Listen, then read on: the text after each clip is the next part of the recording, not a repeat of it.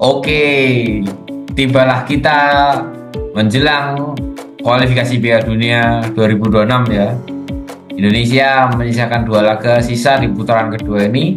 Satu kemenangan lagi lah. Kita akan memastikan diri lolos ke putaran ketiga. Irak dan Filipina akan jadi 2 lawan terakhir kita. Tapi sebelum itu, kita akan melakukan laga uji coba melawan Tanzania ya. Tanzania, salah satu negara dari Afrika, kontestan Piala Afrika kemarin juga.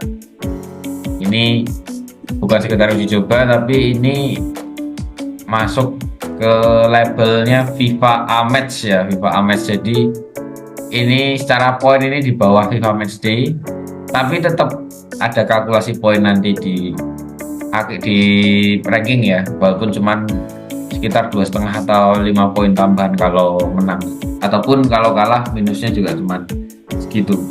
Tapi kita membahas sebelum ke Indonesia, tentunya kita membahas Tanzania dulu ya. Tanzania ini membawa beberapa pemain baru ya, bukan pemain-pemain yang biasanya, karena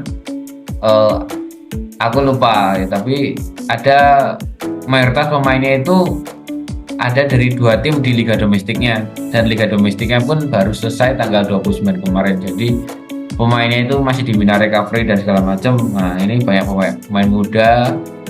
Adapun satu pemain, ada beberapa pemain abroad, dan salah satunya main di klub elit itu Shakhtar Donetsk ya, itu Novatus Dismas itu. Saf, kamu melihat Tanzania yang ke Indonesia tidak dengan skuad terbaiknya ya, bisa dibilang seperti itu, berisikan dengan pemain-pemain muda, plus ada beberapa pemain abroad yang dibawa juga. Kamu melihat Tanzania ini mengincar apa melawan Indonesia, Saf? Tentu mereka datang ini kan demi pemanasan sebelum kualifikasi Piala Dunia zona Afrika juga. Nah, sama halnya dengan Indonesia, tapi kan mungkin tidak terlalu berpengaruh karena ini kalau menang hanya 5 poin. Tapi yang paling menarik ini fakta, karena bulan Maret April ranking timnas Tanzania itu 119, itu artinya 4 angka di bawah Vietnam. Artinya kan kurang lebih setara performa mereka, dan waktu lawan Vietnam pun Indonesia bisa menang terbukti. Ini mungkin akan menjadi gambaran bagaimana cara Indonesia mengalahkan tim yang tingkatnya di atas mereka gitu ya. Nah, lalu ada fakta juga kalau timnas Tanzania ini juga kebetulan sama kayak Vietnam, dia tidak lolos dari fase grup. Itu ada di Piala Afrika kemarin. Jujur sebenarnya aku kurang tahu tentang seluk-beluk timnas Tanzania, tapi akhir-akhir ini viral di Indonesia, jadinya ya dikenal luas gitu. Dengan ada satu pemainnya yang main di Liga Ukraina ya. Nah, tapi gini, timnas Tanzania ini mereka juga tim Afrika yang kita tahu sendiri, kalau dari benua Afrika jangan terlalu diremehkan gitu ya. Seperti Guinea kemarin itu kan ya hebat-hebat pemainnya, apresiasi mereka bermain hebat gitu. Lalu aku juga kurang tahu bagaimana taktik dari mereka ini, tapi yang biasanya kalau wakil Afrika itu kebanyakan menggunakan formasi 4-3-3 atau 4-2-3-1 gitu ya. Jadi menurutku Tanzania ini bermain full attack gitu. Dengan kekuatan fisik yang cukup bagus sama seperti Guinea kemarin, aku akui kalau Tanzania bukan lawan mudah gitu. Nah, tapi ada hal menarik juga. Dalam 5 laga terakhir mereka, itu mereka hanya sekali seri, lalu 2 kali menang, dan sudah menelan 2 kekalahan. Itu berbeda tipis dengan Indonesia ya, yang bisa 3 kali menang gitu. Jadi kalau dilihat dari ini, perbandingan antara Indonesia Vietnam itu kurang jauh berbeda sebenarnya. Tapi yang bisa membuktikan adalah kualitasnya gitu. Secara Indonesia kan juga sudah ada sejumlah pemain yang berkarir di Eropa gitu.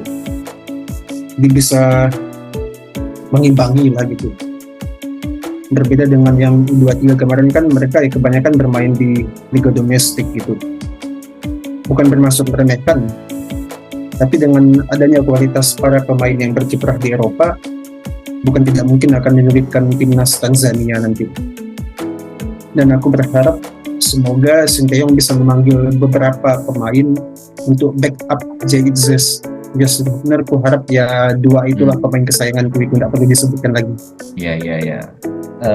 Tanzania ya, tadi kamu singgung, bukan lawan yang mudah.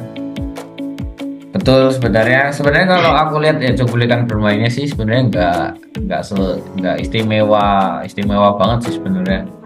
Kalau secara permainan aku lihat sedikit ya, itu aku kalau kalian ingat ya, tentu pasti ingat permainannya mirip Kurakau atau Surasau ya berarti, tapi ya mirip-mirip gitu ya. Jadi ke winger kemudian crossing ya, mereka ini pemain-pemainnya memiliki stride ya, memiliki langkah yang panjang. Jadi kalau secara sprint pendek pemain-pemain kita lebih cepat ya, tapi untuk langkahnya mereka sangat panjang, tentunya posturnya juga sangat ideal untuk bola atas.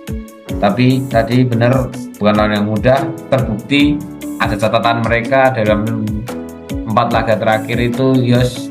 Salah satunya walaupun hanya di FIFA Matchday ya, mereka kalah tipis dari Bulgaria, meskipun sekarang Bulgaria ya tahu sendiri bukan eranya Dimitar Berbatov gitu, tapi melawan sekelas tim Eropa hanya kalah tipis 1-0. Kamu lihat Tanzania ini seperti apa, Yos?